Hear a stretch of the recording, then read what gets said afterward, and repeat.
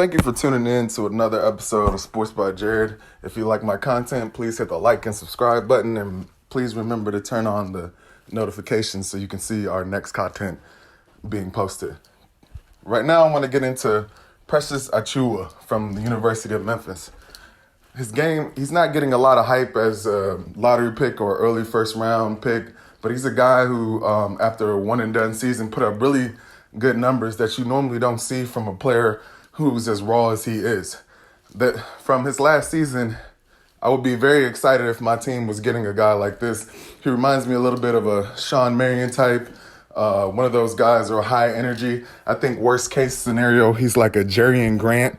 If you look at Jerry Grant, a lot of teams are looking at giving him a lot of money next year because of the way he plays defense, the way he has high energy, and his ability to shoot the three.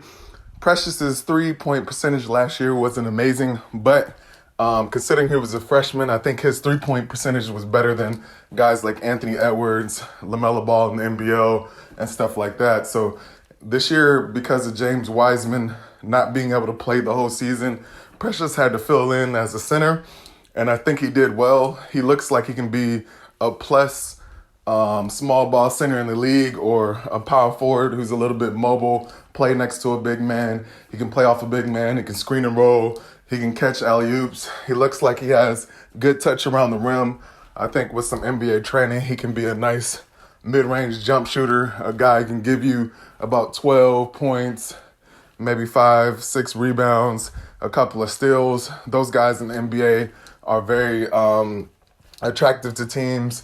You can look at a guy like Markieff Morris. They might not be your star player, but they'll be a guy that'll help you win championships, help you have a decent team. I'm looking at best case scenario probably for him. Best case scenario was probably like a Sean Marion, a guy who's like the Matrix, a little bit short. I think his listed height was 6'9", but he might actually be about 6'8"-ish, maybe high 6'7"-ish in height, because colleges always make guys either taller than they really are, or maybe sometimes some guys grow. But with his ability to play in the post, maybe a little bit able to handle. In high school, he was playing the 4 position because of, again, James Wiseman not being able to play. But 3 games, he ended up having to play center. So maybe some of his game was limited just by the role he was playing at Memphis. I think he's a perfect guy for a team like the New Jersey Nets, or teams looking for a player not to be actually developed into a star, but to fit around the stars that they already have. I wouldn't be surprised if later down his career, if he goes to the right team, that he ends up being like a Jared Wallace type, or a guy who made a couple of All-Stars. And I wouldn't even be surprised if he ended up even a bigger All-Star than that, just based on what team he goes in the player development. I think his career will all go down to, how much he is a workaholic in his game, how much he works on his game, because he has all the raw tools. His athleticism is a plus. His quickness is a plus. His ability to defend, block shots are a plus. To be a little bit of a tweener now is actually a good thing. You can see guys like Draymond Green being able to slide from the center all the way to maybe the 3 sometimes. You see it often. Getting a guy like this, maybe after the lottery or late lottery, will be pretty sweet for your team. I'm not understanding why a guy like Onyeka Okongwu is guaranteed to be, a lottery pick, why Precious is not getting that level of exposure. It could be because people believe that the Pac-12 had a little bit more talent than the AAC, but I think what's telling about Precious is the AAC tends to have more upperclassmen. So even though these are guys that might not end up in the NBA, they're still guys that are pretty tough to play against, and coming into your freshman season and being able to produce like that and put up numbers on a team that was winning is pretty impressive.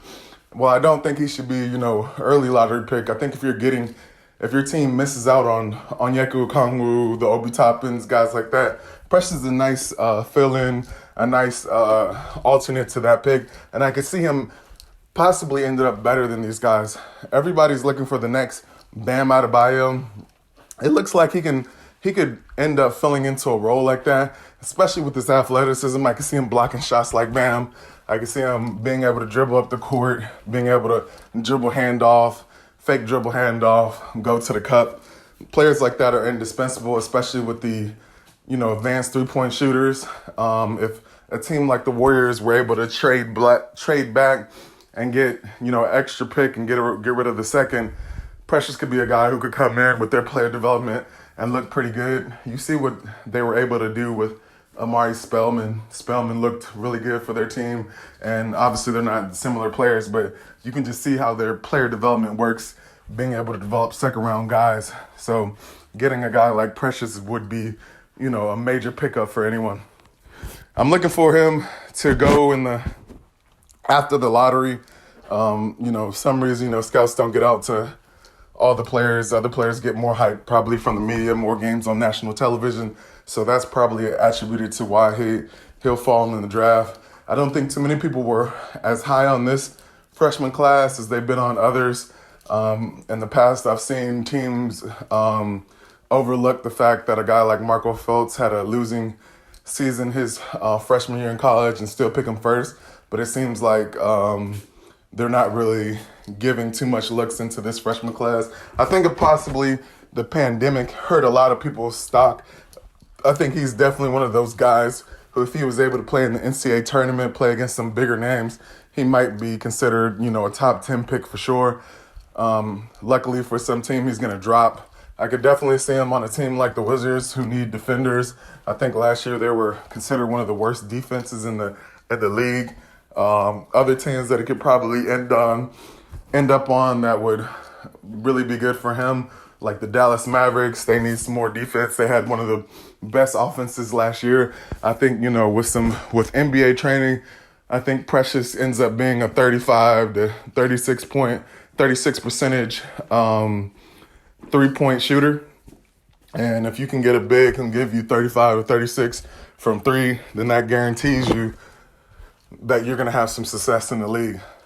But I guess the problem with Precious at the same time is that his floor isn't as high. I think what the scouts look for is a guy who has a high floor and a high ceiling.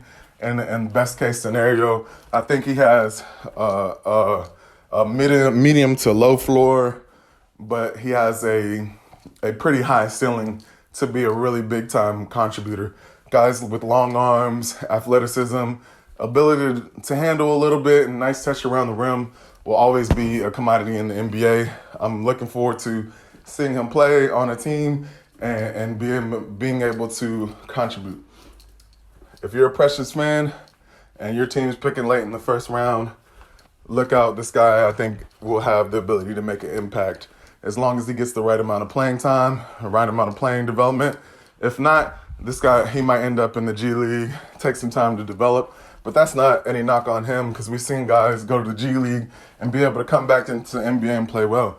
Another guy that, could be a possible comparison for him is Pascal Siakam. Pascal Siakam coming out was a little bit older.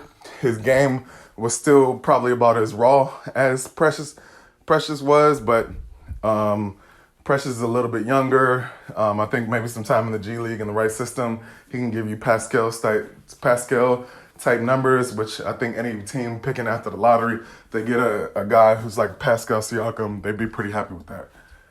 If you like the video, please remember to like and subscribe, and don't forget to tune into the next podcast.